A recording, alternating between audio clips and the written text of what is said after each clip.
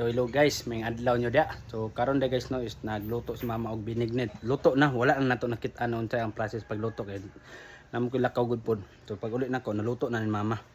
So ako gapalit pod sa mga materialis ani, sa mga ingredients ani guys. Then si mama lay galuto. Suggest it ba kay si mama galuto. Automatic na guys, ipakita na to unsa ang result kaysa lami kay nga binignit guys. Sar gud oh. Prete sa ta.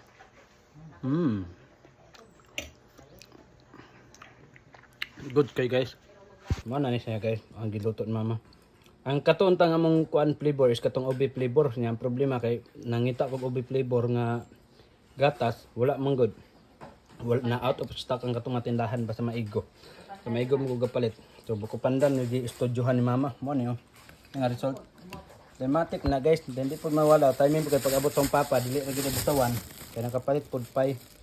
Ay, unsar ko takaon din tani guys, matik na birada takaon ni guys. Kaon sa migtiwas guys, na ako mama magpapa rito. Akong papag mama. Then ang lugi na rito. Mga kaon. Oh, kaon lagi daw ko no. So matik na guys, kaon sa mi guys. Goods. Goods kaya tong gikaon guys no. Okay. Paningot na tagkinaon ni guys. Ang sagol ni kamote, nilotya. Then pilit, then gatas, then mga sago. Kuan. Tapioka. Sago ganit, tapioka.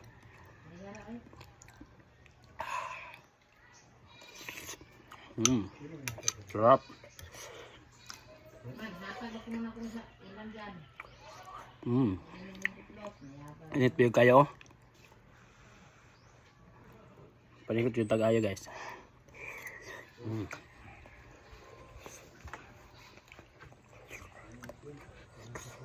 Hindi una.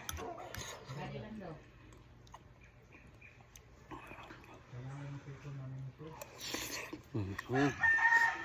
Matik. So guys, matik na.